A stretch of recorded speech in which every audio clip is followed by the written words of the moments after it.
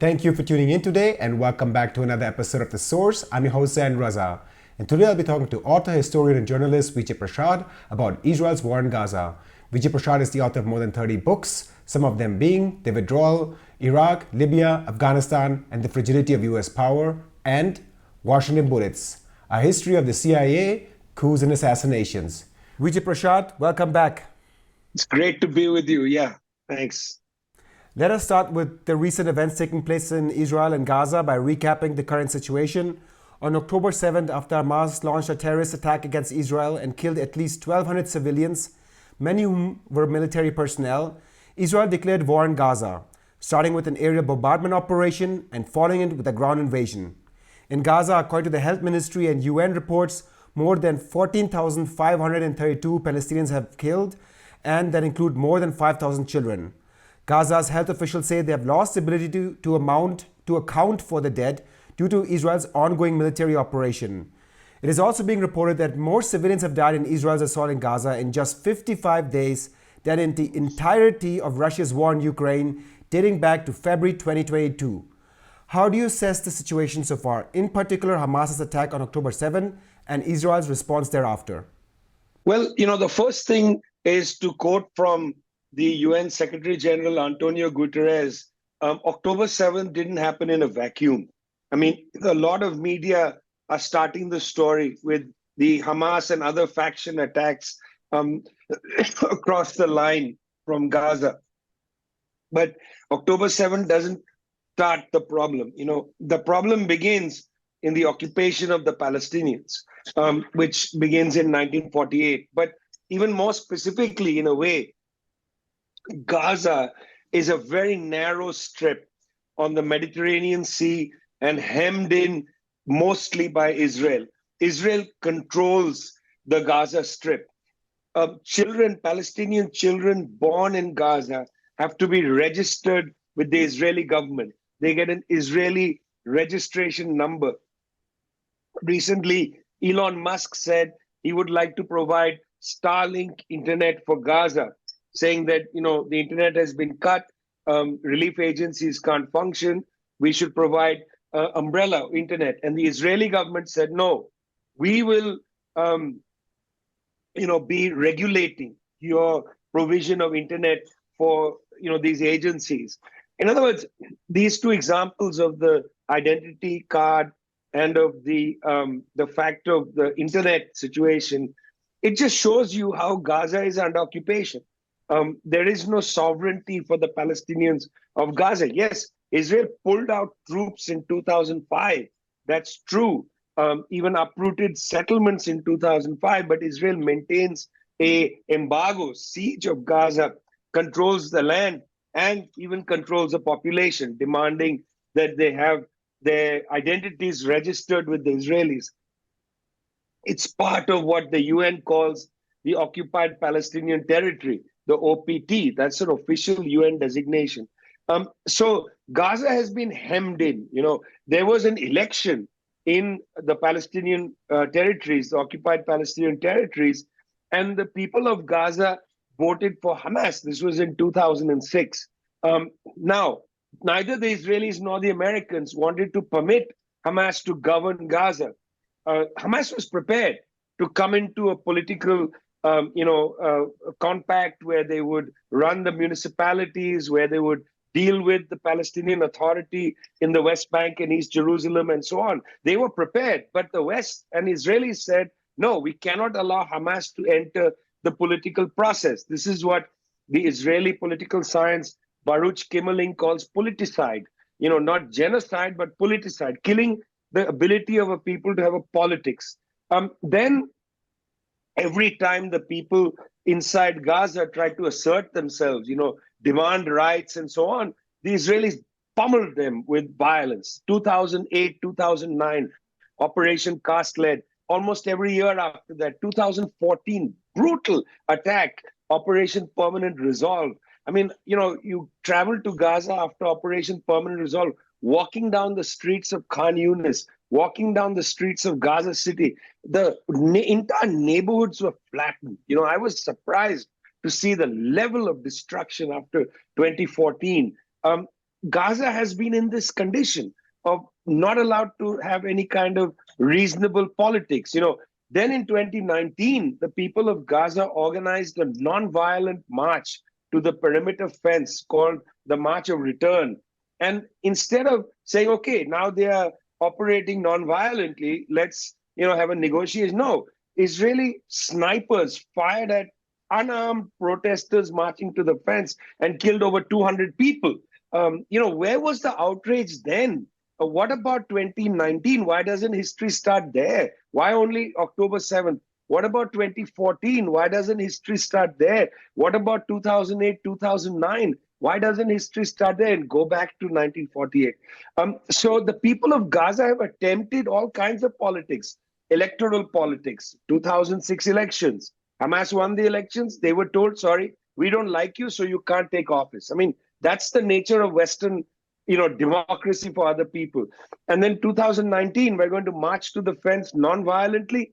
They're going to use snipers and kill 200 of you. So, now you say, well, why did Hamas use this violent technique on October 7th? Well, they tried elections, you shut them down. Then they tried a non-violent march, you shut them down. In fact, you killed over 200 people with snipers. So they took action like this. Frantz Fanon in Wretched of the Earth makes a very interesting point about colonized people. Fanon says that the violence of the colonized person is merely a mirror reflection of the violence of the colonizer. So in that sense, Israel has created a structure of violence around the occupation of the Palestinians. Why is it a surprise that the Palestinians then react violently? Despite the fact that they also tried electoralism, they also tried nonviolence. You keep squeezing them violently, they will respond with violence. That's the nature of political struggle in a colonial context, which is exactly what this is. So, yes, of course, nobody wants to see civilians killed, then nobody. Nobody wants to see children killed and so on. That is an outrageous thing. On the other hand, it's not something that you can just say, this is the problem of Hamas. Why don't you condemn Hamas and so on? Hamas is a mirror reflection in that sense of the colonial conditions placed by the Israelis. I mean, it's also the case, and I'll close with this, that over this period, the Israelis have tried to neuter the left-wing forces, the Popular Front for the Liberation of Palestine, Democratic Front for the Liberation of Palestine, Khalid al-Jarrad, for instance, the leaders of these movements are all sitting in Israeli prisons. Israel has basically defanged the ability of the left to operate because they kill left-wing leaders and they imprison them. They don't allow them to produce, but they allow Hamas to operate, and so then Hamas becomes the face of the Palestinian resistance. It's not that Hamas is the only game in town. There are other factions and so on, but this is also part of Israel's ploy to canalize, dissent into the route of Hamas and to try to neuter the left forces within the Palestinian struggle by jailing their leadership and so on. So what I'm just trying to play here is not to, evade the question of October 7th.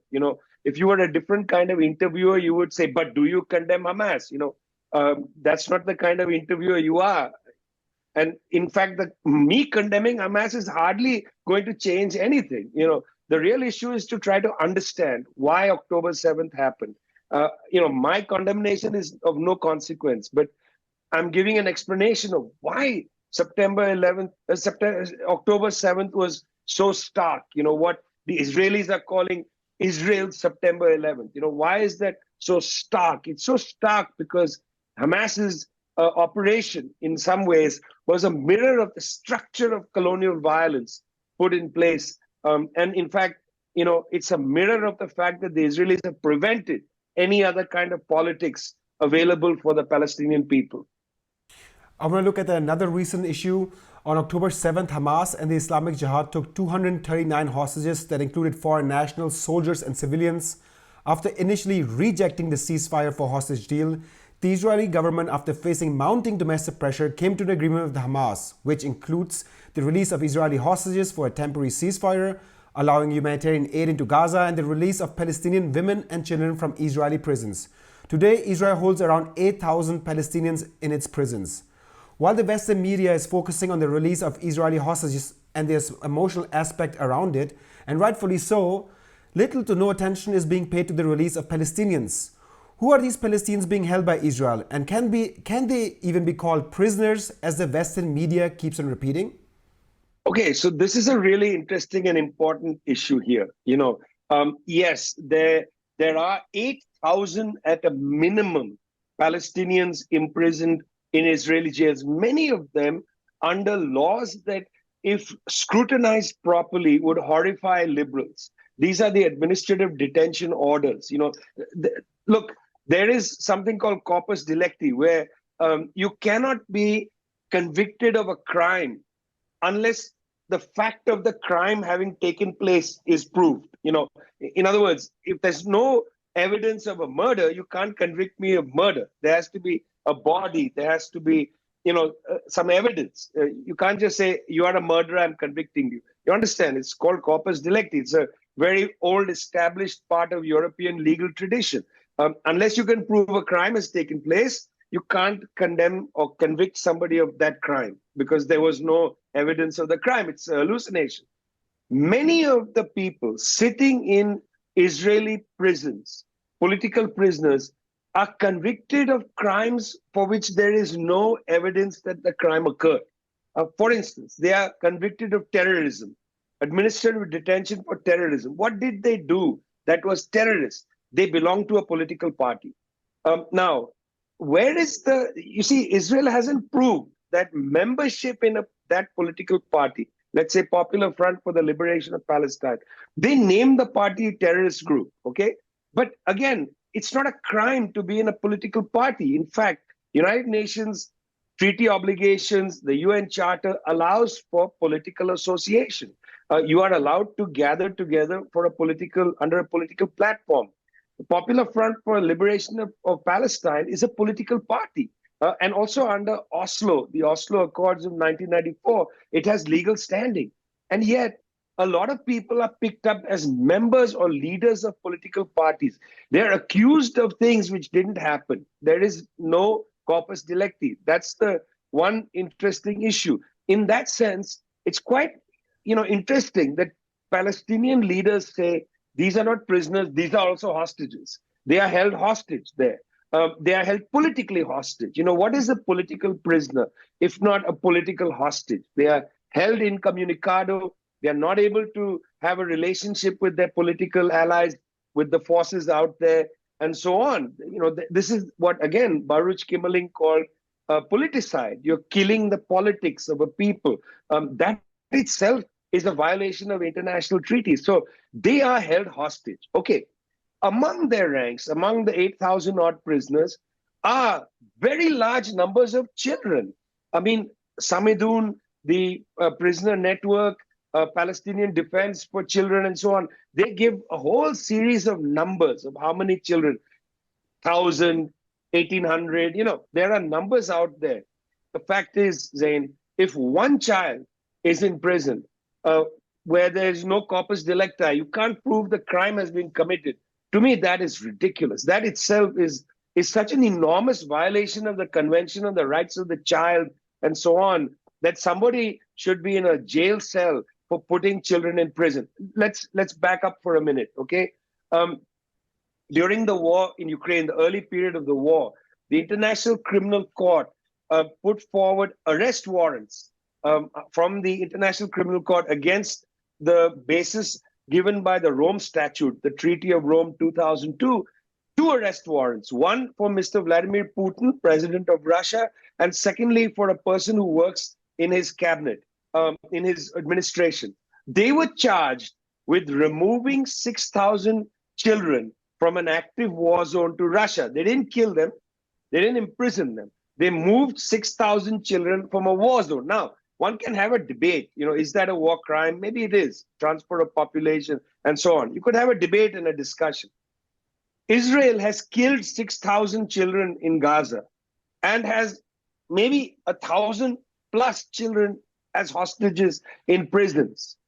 Nobody has shaped an international criminal court warrant against Mr. Netanyahu or people like that. There's no international outrage that children are sitting in Israeli prisons, often condemned of the following crimes: throwing a rock at a settler, throwing a rock at an illegal Israeli military outpost in the West Bank that's protecting settlements. The settlement is illegal by international law.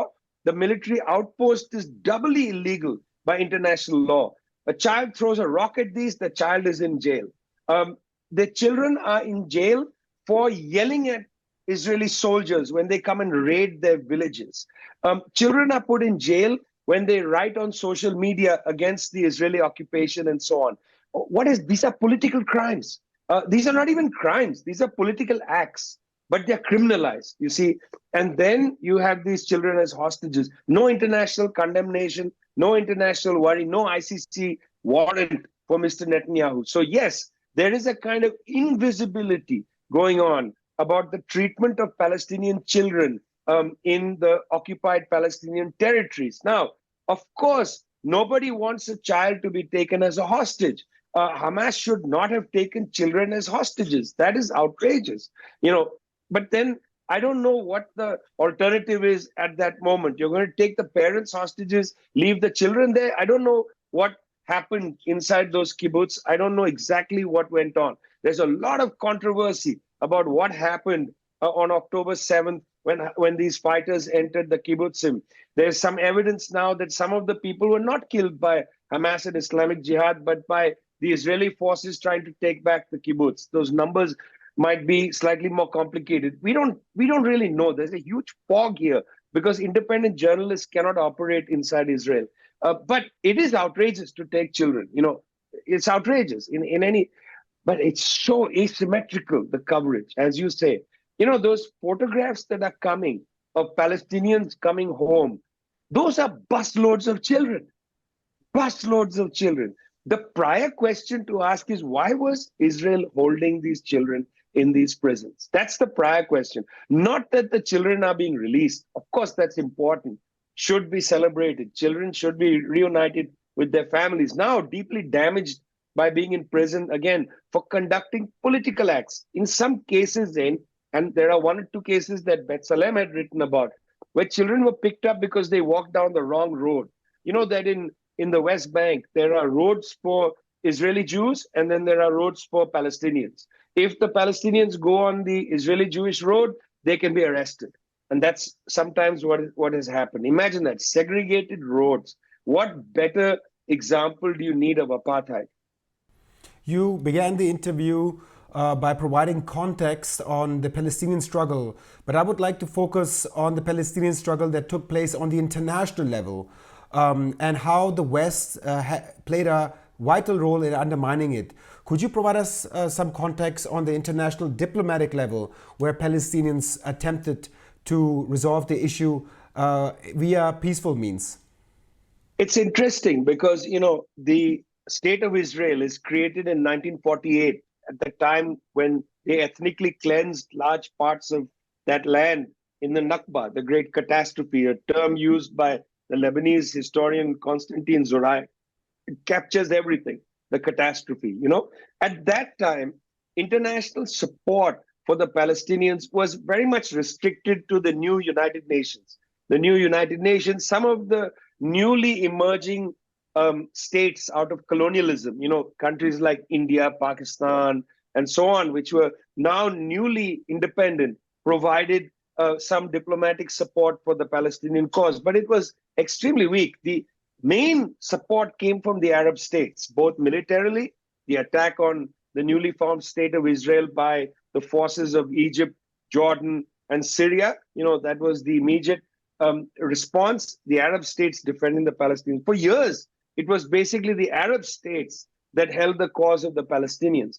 Very cleverly, the Palestinian Liberation Organization, led by Yasser Arafat in the 1960s, started a campaign, a global campaign, to link the Palestinian cause with the cause of the Vietnamese. Very clever move, because, international solidarity for the people fighting in Vietnam against the French first in the 50s and then the United States was immense. There were, you in Germany, the German Democratic Republic, the DDR, had made the cause of the Vietnamese very much central to its internationalism. In Cuba after 1959, the cause of the Vietnamese central. I'm talking to you from Santiago, Chile, where Victor Jara, the great singer, part of the popular unity movement, writes a song, El Derecho, which is about Ho Chi Minh. I mean, Vietnamese solidarity with the Vietnamese was right on top of the table. And what the Palestinians do that's clever is they yoke their struggle with the struggle of the Vietnamese, anti-imperialist struggle, and so on. And then there were some spectacular instances of their attempt at raising consciousness, such as the hijacking of planes. The figure of Laila Khalid plays a major role as a hijacker of planes, taking them to the Libyan desert, removing all the passengers they were let go and blowing up the planes, to send a message saying that Palestine must not be forgotten. It is being, the Nakba is a permanent condition and so on. And so for years, the Palestinian struggle becomes part of, in a way, left struggles around the world. Left movements all, had a common agenda in trying to keep the Palestinian struggle visible. Now, this, of course, had an impact in the last 30, 40 years in particular, as Israeli violence became very much something that was visible. You can't hide it, you can't hide the nature of the violence, the bombings of Gaza periodically, the treatment of people in the West Bank, apartheid roads, an apartheid wall, and so on. That a sentiment began to grow in the last 40 odd years, saying that the Palestinians should not be treated like this, that even Bethlehem, the site of the Christian, worship, birthplace of Jesus Christ and so on, Bethlehem is garrisoned. Every year in Christmas, there's an image that gets circulated of Joseph and Mary and trying to enter Bethlehem with their donkey. So that Mary can go and give birth to Jesus, but there are barbed wire and walls and they can't get in. Every year in Christmas, that image circulates. Many different images with the same theme circulate every year. Now, Israel, therefore, created these, actually cabinet level positions on public diplomacy, Hasbara, to tell Israel's story, to confront, raised enormous amounts of money from overseas supporters, including the Christian right wing, who are anti-Semitic to the core. Pastor John Hagee in the United States, is anti-Semite to the core, but he's pro-Israel. Why are these evangelicals such supporters of Israel, even though they have an extremely anti-Semitic approach? Because they believe that Jews must take over Jerusalem, build the second temple, and then God will kill all the Jews, and then Christians will rise to heaven. I mean, it's a deeply anti-Semitic vision, and yet they are the principal supporters of Israel. So people like that, important figures overseas raised a lot of money for this Hasbara campaign, the attempt. And part of this Hasbara campaign, Zain, and this is interesting for Germany, part of this Hasbara campaign was to portray any critic of Israel, any critic, not just a critic of Zionism, but any critic, liberal critics of Israel, as anti-Semites. That became very much part of the process. You saw what happened at Documenta and Kassel. You don't like a criticism of Israel, call the artist an anti-Semite. And secondly, to cancel them. So Roger Waters coming to Germany to play in Munich, to play in different places in Frankfurt. In fact, the venue cancels the concert, and Roger Waters had to sue the venue to allow him to play. In Buenos Aires, Roger Waters couldn't get a hotel room for himself in the whole city of Buenos Aires because hoteliers said, we will not allow him to stay, we'll cancel him. So Hasbara, desperate to close down the story about Israel's apartheid, Israel's occupation, treatment of Palestinians, so on, attempted with a lot of money building institutions that portrayed all critics of Israel, all critics of Zionism as anti-Semites, and then to cancel them. And if you cancel one or two people a Roger Waters, say somebody prominent, etc., you fire an academic. When I was a professor, I would get routine harassment saying he is an anti-Semite. Why? Because he is a critic of Israel. He writes about Israel's wars. He's a pro-Palestinian. That makes him anti-Semitic. Furthest from the thing, I'm a complete anti-racist, completely against anti-Semitism. The real anti-Semites are seen as allies of Israel. It's a bizarre situation, Zain, extremely bizarre. Germany can't have a decent conversation about Israel.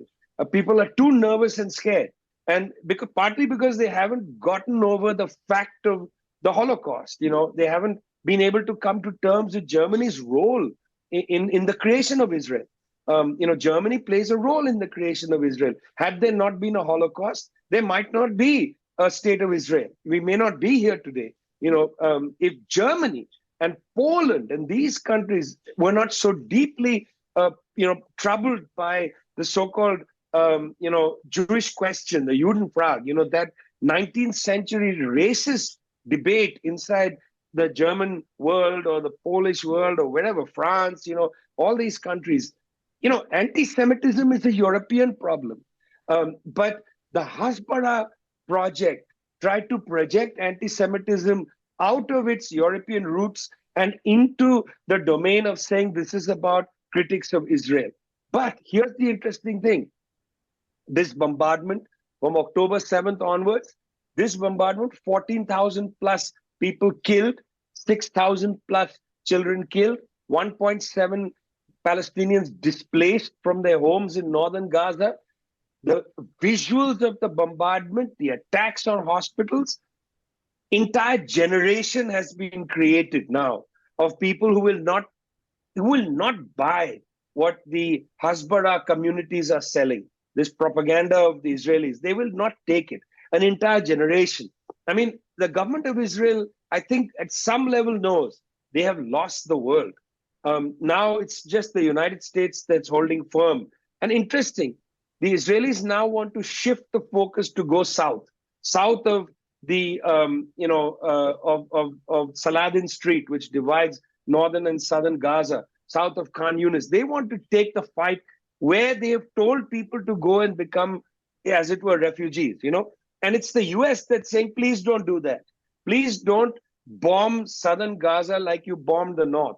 But the Israelis are going to do it. And Zain, then you're not only going to lose the generation for X number of years, you're never going to be able to win them back. On November 14, Finance Minister of Israel, Bezalel Smotrich, stated, and I quote him here, quote, "I welcome the initiative of the voluntary immigration of Gaza Arabs to countries around the world. This is the right humanitarian solution for the residents of Gaza and the entire region after 75 years of refugees, poverty, and danger. The State of Israel will no longer be able to accept the existence of an independent entity in Gaza," unquote. Given this statement, and you already mentioned south of Gaza, what do you think Israel's goal is after eliminating every last soldier of Hamas? Or do you think there are other objectives in mind here? And where will the 2.2 million refugees go? Yeah, this is a very important and interesting discussion.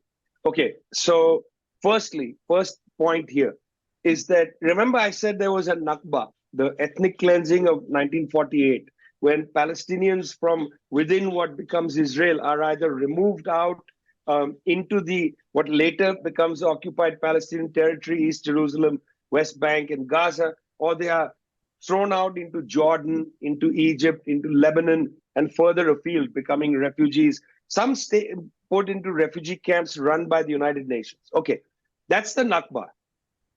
In a sense, the Nakba never ended. There has been since 1948 a permanent Nakba. Israeli state policy since 1948 was to make the life of Palestinians so miserable that they will flee out, go to Australia, go to United States, go to Chile. Chile has the largest population of Palestinians outside the Middle East. Basically, the attempt by the Israeli government since 1948 was to take the Nakba to the final stage. In fact, now Israeli officials are talking about a second Nakba, as if there hasn't been a permanent Nakba since 1948. Okay, so that's been the state policy. In 1994, the Israeli government disingenuously made an agreement with the Palestinian Liberation Organization, an agreement called the Oslo Accords. This idea was that in East Jerusalem, the West Bank, and Gaza, they'll create a Palestinian state. That will be the two-state solution. One state of Israel and one state of Palestine. And the idea was, because these are non-contiguous spaces, Palestinians would have safe passage between them. They can go from Gaza to the West Bank and East Jerusalem and vice versa. That there would be, in fact, no interference by the Israelis of these zones and so on. There were a number of provisions placed in there. And in fact, built into the cake of the Oslo Accords was the failure of the two-state solution. What do I mean? Number one, the very day they signed the Oslo Accords, the Israelis annulled safe passage. They didn't allow Palestinians to move between these three parts of the occupied Palestinian territory. Gaza was, kept separate from the West Bank and East Jerusalem. So safe passage was annulled. So they already violated the two-state agreement called Oslo Accords. Secondly, the Israelis from the beginning started to build settlements inside the West Bank and inside Gaza at the time, building large settlements, building settlement roads, started to build an apartheid wall around. I use the word apartheid wall. It's not my definition. It's not a moral statement. It's a legal issue. The International Court of Justice called it an apartheid wall. Build that around the West Bank to garrison in the people, to prevent against safe passage. You had to stand in long lines to try to get from one part of Palestine into the next, and so on. The settlements ate into the West Bank, ate into Gaza. Water sources were taken over by the Israeli settlers. These settlements are illegal. Again, international treaties have demonstrated that you can't go in and take land from people you're occupying. Also, international courts have said repeatedly, and so has the United Nations. So has the United Nations at the highest level said that these settlements are illegal. So they eroded the two-state solution through that. And East Jerusalem, one of the three parts of the occupied Palestinian territory, has almost entirely been taken over by the Israelis, with their quest to build Jerusalem as the capital. So they have always rejected this. The idea of the two-state solution, which was there from 1994, was always a mirage. It was not taken seriously by the Israelis. They continued their long-term policy of the permanent Nakba, make life so miserable for the Palestinians in Gaza, in the West Bank, East Jerusalem, that they will leave. And so the Israelis have always had it in their head to make a three-state solution. The three states being Egypt, Lebanon, and Jordan. That's where they want the Palestinians to go. That's their three-state solution. And that's what they've been saying in this last period. The only humanitarian solution is for Palestinians to leave the territory. I mean, that is a war crime. That's not a humanitarian. Don't make a war crime into a humanitarian solution. That itself is deeply troubling, that they are using the language of humanitarianism in a way to camouflage what is basically a war crime. One of the prevailing arguments in Germany is that, look, nobody wants the Palestinians, including Islamic nations like Egypt, Jordan, Lebanon, Saudi Arabia, Iran, and so forth. And although they support them on the streets and loudly, very vocally, diplomatically, look, nobody really wants them. What do you think this line of thought reveals? I mean, this is actually very mendacious. This is a mischievous argument, because let's face some facts. Firstly, there is a large the Palestinian population in Jordan is a majority of the population of Jordan. Okay, so lots of Palestinians are in Jordan. There's a large Palestinian population in Syria. In Damascus, if you travel to Damascus, in the area called Yarmouk, it's a majority Palestinian area. In Lebanon, there are large areas, including the Israelis well know, the camp of Sabra and Shatila, where they helped conduct a massacre in 1982, then the camps in Saida in the south, and so on. There are large numbers of Palestinians in Lebanon. In Egypt, there is a large Palestinian population. Across the Gulf, there are sizable Palestinian populations. Of course, the Gulf is very much underpopulated area, but sizable Palestinian, in Kuwait, for instance, big Palestinian population. That's where Yasser Arafat and his friends formed Al-Fatah, which becomes the pillar of the Palestinian Liberation Organization that was created in Kuwait, where they were students of engineering and medicine and so on. So it's actually disingenuous to say they don't want the Palestinians. Secondly, Palestinians do not want to go and become Egyptian or to become Jordanian. They want to be Palestinian. They have a right to be Palestinian. UN Resolution 194, it's a UN resolution, it's a treaty obligation, calls for the right of return of Palestinians to their homeland. They have a right. They don't want, I have friends who are sitting near the Rafah crossing, worried about their children, worried about the bombing and so on. But they are equally worried that if they cross into Egypt, they will never be allowed to go back to their homes in Gaza City, that they will lose the right to return. 194 UN resolution, the right to return. The Israelis are trying to push the Palestinians out, even saying things like later you can come back. But what do you mean later you can come back? After the Nakba, 1948, there was a UN resolution giving Palestinians a right to return. It never allowed them to return, not till today. Why should any Palestinian believe the statement that go out for humanitarian reasons, then you can come back? They will never be allowed in. So for people to say, hey, look, the Arab countries don't want, the Palestinians don't want to go to Egypt. They don't want to become Lebanese. They want to be Palestinian. For God's sake, they have a right to their homeland. And to say that, is so disingenuous. I mean, and this coming from countries like Germany, which are so reticent to absorb migrants. I mean, Germany has its own problem with migration, where you have the rise of a right wing, which is deeply anti-immigrant. The levels of racism against, say, people who come from Turkey or southern, northern Africa and so on, deep levels of racism one hears about, Muslim residents in Germany facing deep discrimination. Disingenuousness of somebody in a country like Germany to say, well, look, the Arab countries don't want the Palestinians. You don't want migrants. From what moral standard are you judging any country? I want to look at some regional players surrounding this conflict and look at the organization, Iranian-backed organization called Hezbollah. In Germany, whenever Hezbollah's name comes up in the media, little to no context is given and it is labeled as a terrorist organization. Until the truce took hold with Hamas, the Israel-Lebanon border saw nearly daily exchanges of fire between Israel and Hezbollah. Hezbollah, it is stated, has tens of thousands of missiles stationed in Lebanon aimed at Israel. Can you provide us some context to Hezbollah, how it came into being, and why it is getting involved into this fight?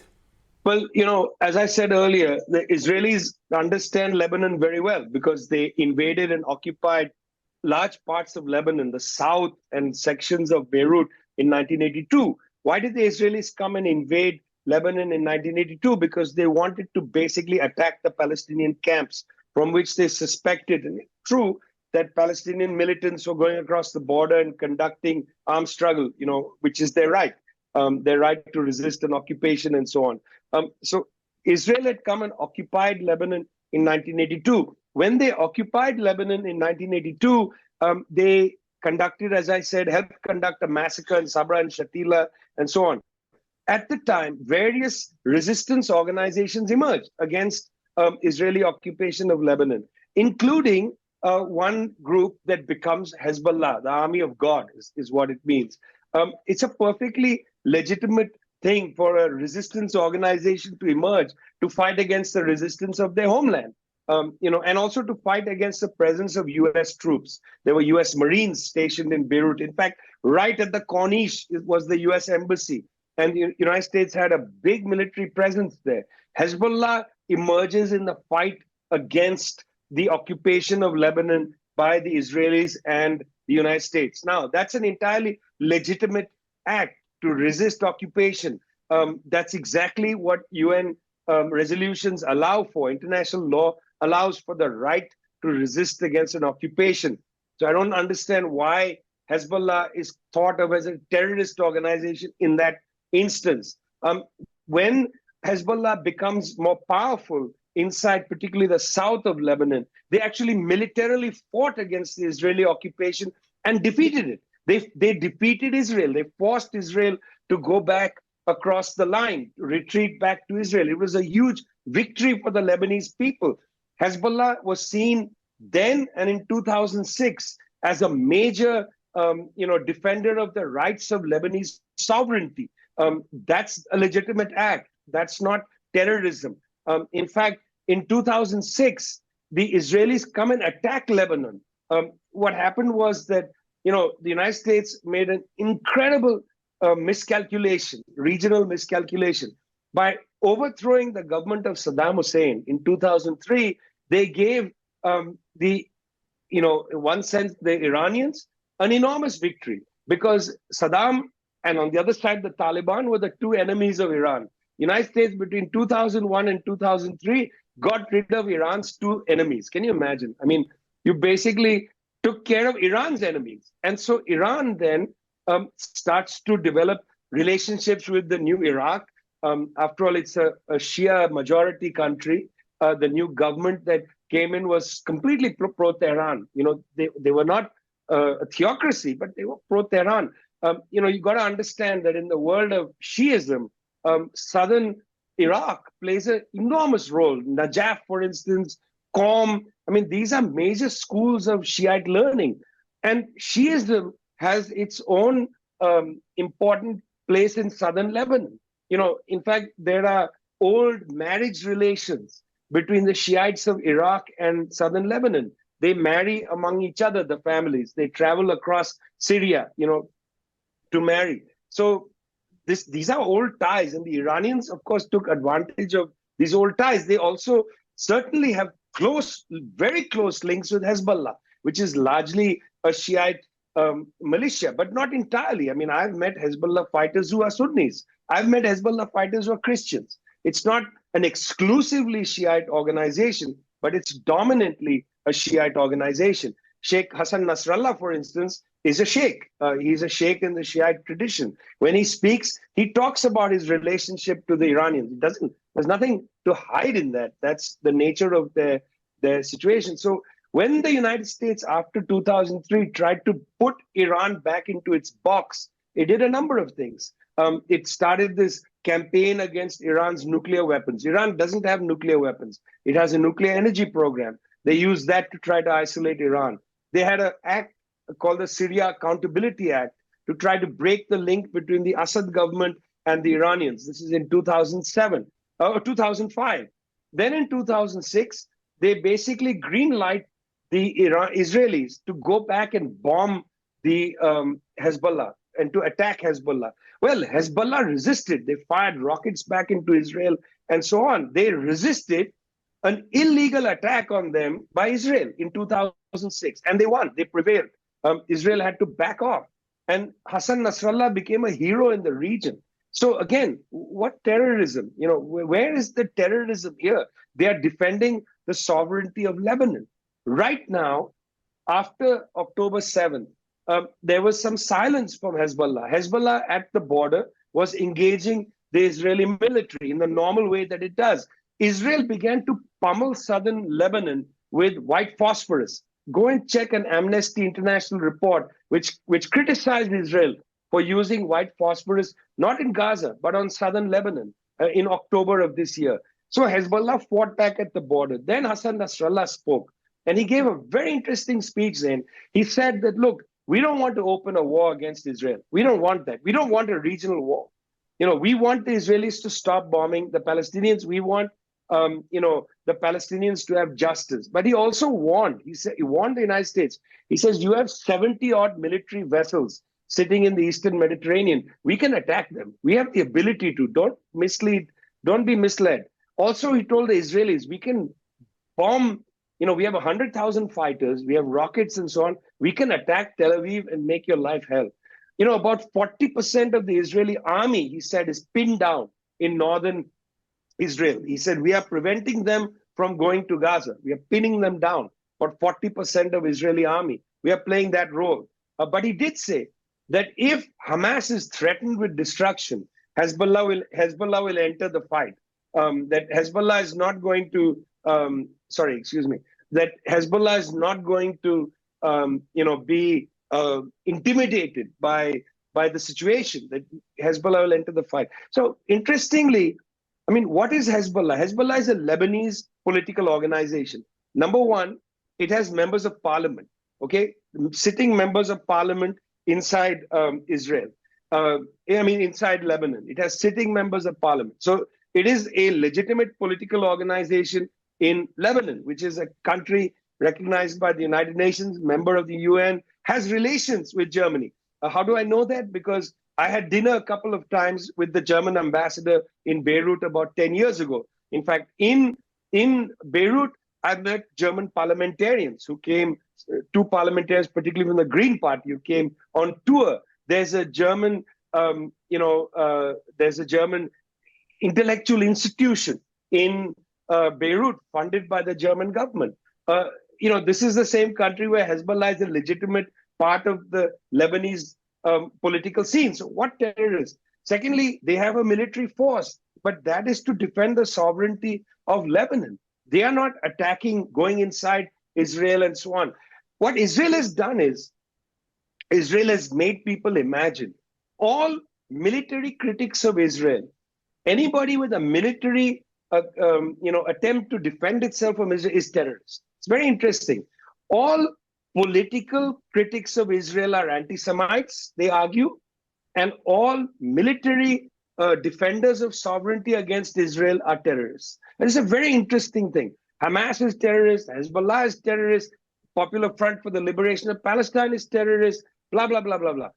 Then any critic of Israel, Palestinian or not, is an anti-Semite. And this people buy this hook, line, and sinker. But I'm telling you, not anymore. This is going to change with this violence that Israel is conducting. The Hezbollah is going to fall apart. Let us look at some more regional developments that have come about since Israel began its war on Gaza. Saudi Crown Prince Mohammed bin Salman recently called for a global export ban on arms to Israel and said he opposes any forced displacement of Palestinians from Gaza. Jordan also cancelled a water energy deal with Israel, with its foreign minister recently stating that the events in Gaza were within the realm of the legal definition of genocide and emphasized the extension for the current ceasefire. However, more drastic measures such as the termination of the Abraham Accords, an oil embargo, or even the severing of diplomatic relations with Israel have not been pursued thus far. Why do you think countries like Saudi Arabia, Egypt, Jordan, and others have failed to take more drastic measures? Well, it's a complicated issue because, firstly, the people of Egypt, the people of Jordan, the people of Saudi Arabia, and so on, they are much further angry publicly than their own governments. I mean, in many of these countries, the governments have tried to prevent, protests. They just cannot tolerate allowing people to protest. I mean, in Egypt, if President Sisi opened the door and said, yes, you can protest, there will be more than 1 million people on the streets of Cairo, Alexandria, Port Said. Maybe people will march to the Rafah crossing. I mean, Egyptians are angry. This is humiliating for them. They have such a well-equipped army, military, air force, and so on. Why don't the Egyptians fly their jets over Gaza? Say this is a no-fly zone. We are constituting it as a no-fly zone. Where's the guts? Where's the history of the Egyptian military? They are sitting in their bases like, retired. It's a retired military, effectively. The Egyptian military is effectively a retired military. It's not an active military. Saudi Arabia, Mohammed bin Salman has been making some interesting moves. He phoned the president of Iran, first high-level conversation between the president of Iran and effectively the ruler of Saudi Arabia, I think 2 days after the bombing started. There are lots of interesting moves happening, but these people know that their populations are far more angered than these people are able to act. I mean, the Jordanians, Jordan's Queen Rania, has been so outspoken about the outrageousness. The Jordanians then flew in some aid to Gaza without seeking Israeli permission. They're trying to do a few things, but not enough.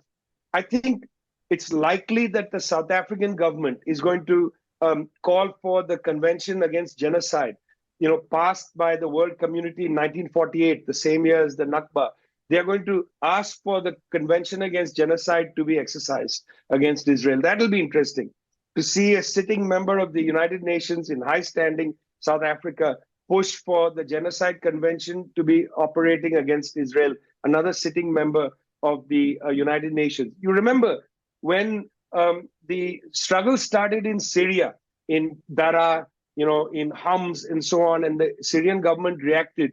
The United States pushed in the UN for the total isolation of Syria. In fact, they wanted to try and eject the Syrian ambassador, Ambassador Jafri, from the chamber, isolated the Syrian government very much. If Israel bombs southern Gaza, the pressure in the Arab countries is going to be severe. They may not be able to contain it. I think even Turkey, Mr. Erdogan will have a problem. He allowed one demonstration, perhaps 1 million people, but it was also a demonstration of Turkish nationalism. I don't think they can control their people. Let's see what happens then. It's hard to predict, but as this violence increases, the Abraham Accords might die. I mean, it's unlikely that Morocco will give up the Abraham Accords because they got Western Sahara as a prize. They don't want to give that up. Bahrain and so on, it's not so consequential.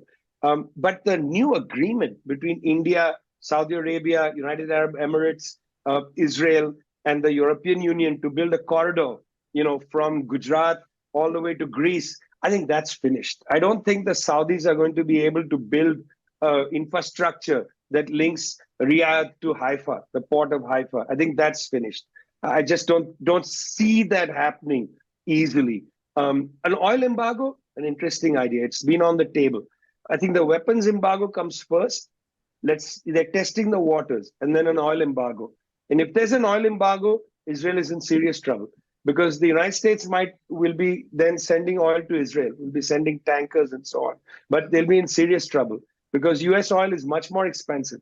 So the US is going to have to pay for the oil they're giving Israel to prosecute a war that the US is now beginning to say is getting excessive. So, I mean, Tel Aviv should not sit thinking, okay, we're all set. If they continue this and the violence continues, they start ejecting people from Gaza, there's an oil embargo, don't count on the United States fully because there's pressure in the US. Trump is rising in the polls. Biden's standing is falling. Trump is very much, a mercurial character. What if he comes out and says, look, we don't want to put so much money into this Israeli war? Who knows what's going to happen? We have observed the double standard in the way the West approaches Ukraine versus Palestine. For example, when Ukraine's territory was annexed by Russia, the West was very critical about it and followed it up with sanctions. However, when it comes to Palestine, where Israel has been annexing its territory for 75 years, even though the West, such as US and Germany, have regularly criticized these actions, they've never followed up with sanctions. Why do you think there's a double standard in the way the West treats Ukraine versus Palestine? Well, firstly, Zain, you're going to have to bring Olaf Scholz onto your program to answer that question, or Joe Biden, or Emmanuel Macron, or Rishi Sunak, and so on. I mean, I don't know. They're hypocrites. Is that enough? What does one say? I would like Mr. Olaf Scholz to justify this. If in Germany the parliament was actually a place of discussion and debate, I'd like to see this debated. I visited the parliament a couple of times. I just don't feel like there's space to have these kind of discussions and debates. Here's the question, Mr. Scholz, and this would be great for a mainstream German newspaper to have a headline. Olaf Scholz, you have such indignation for what's happening in Ukraine. You don't have 1/10 indignation for what's happening to Palestinians. What's up? I don't know how to say this sentence in German, but I think what's up in German must sound great. What gives? I don't know what the phrase is, but that's what I would ask him. I can't answer your question. I have some ideas. This is racism to some extent, that in Ukraine, these people are white. Plus, there's a geopolitical battle being fought to weaken Russia. And these, countries in Europe are basically acting as poodles of the United States in its geopolitical struggle. But also the people are white. That makes a difference. Suddenly, let's let all the Ukrainians in. They're not even refugees. They are our fellow Europeans. But Palestinians are brown. They are not white. They are Muslims. They are enemies. I mean, even though there are sufficient Christian Palestinians, that is irrelevant. Maybe it's racism. Also, Israel is a close ally. Also, Europe is still uncomfortable with its history of the Holocaust, and in France, the rounding up of Jews and so on. They have their own guilt here, a guilt that has convulsed these countries in ridiculous debates around anti-Semitism. Again, rather than go after the real anti-Semites, I mean, look at Britain. They called Jeremy Corbyn an anti-Semite. Jeremy Corbyn has been fighting against racism his entire career. Jeremy Corbyn has been a defender of the rights of Jews within Britain for years, decades. To call him an anti-Semite is obscene. There are real anti-Semites in Britain. Deal with them, but you manufacture this. Why? Because Jeremy Corbyn is pro-Palestinian. That becomes enough condemnation. So Europe has a lot of problems, Zain. It's hard for me to decant all of them, in an easy way. But really, I don't want to speak for the European leadership, because that's how you ask the question, right? I don't want to speak for them. I would like them to speak for themselves. But interestingly, despite the fact that these are formal democracies, they don't actually have to make the argument to anybody. They hide behind all the walls of privilege and don't come before the people and say, hey, listen, the reason we are backing Israel 100% is we really don't care about Palestinian life, because there's an international division of humanity. White life is really the most privileged, and then it sort of goes down. We don't care about the wars in Africa. We don't care about the deaths in the Middle East and so on, because there's an international division of humanity. No, at least that's an argument. Then Olaf Scholz would have made the argument. Then we'd say, okay, Mr. Scholz, I get it. I mean, a lot of the earlier intellectual books written about race were written by Germans, in fact, in the early 19th century. Many of the German scholars sophisticatedly construct the idea of scientific racism. So perhaps you are in that lineage. Well, good of you to be honest about it. But these are dishonest people, Zain, and they're not democratic in spirit. They don't come before their own public and offer an explanation of what is so obviously hypocrisy. Like, why are you here and not here? To my last question. Next month, we are launching a crowdfunding campaign with the goal of reaching at least 20,000 euros so we can continue with our independent and non-profit journalism. How and why should people support independent media networks such as us? Well, Zain, there's two reasons to support acTVism, Munich, other independent media organizations. Why call them independent? You're not an independent media organization. What you are is a people-supported organization. You want to give the news as best as you can, right, with context and discussion and so on. There's two ways to support these kind of people-supported or people-centered organizations. One is obviously, you provide the kind of refreshing, long conversations on issues that matter for people. You don't get bite-sized, hallucinatory news. This is serious look at the news, looking underneath it, looking historically, and so on. People should support it. If they enjoy listening to it, they should provide the resources to allow you to go on. That's one way to support it. The other way to support it is to go out there in public, go on to Twitter and tell politicians, German politicians and others, that they should actually clamor to come on your show. That if they actually believed in democracy, they shouldn't just give interviews to Der Zeit and all these other big papers. They should come to your program. It's a good place for a serious politician to spend an hour, to have a conversation, to speak, because you are a kind and decent interviewer. You're not harassing anybody. If Mr. Scholz was in my shoes, you would say, how do you account for the fact that you had this policy with Ukraine, but you have this policy in Palestine? And then let him tell you, let him talk, let him explain him. That's the reason you need people-supported media. It should not only be supported with resources to help you continue and so on, but it should be supported by people telling their members of parliament and other leaders that they need to come and speak at these venues at length about what they think, and not just give bite-sized, quotes, often quotes that are created by public relations teams to the big media so that it's there in the evening news. They need to be able to talk to the public so the public understands their thinking. That's how you support people-supported news. Vijay Prashad, historian, author, and journalist, thank you so much for your time today. Thanks a lot. And thank you for tuning in today. I would like to share an important development that will take place next month in our organization. Next month, we are launching our crowdfunding campaign with the goal of reaching 20,000 euros. If we reach this goal, we will be able to cover our costs in 2024 that include, for example, tax advising, website, translation, voiceover, and many other costs that we face on a daily basis. If we are unable to reach this goal, we will unfortunately have to scale back on our capacities. So if you're watching our videos regularly, make sure to donate into our crowdfunding campaign next month in December. I'm your host, Zain Raza. See you all next time.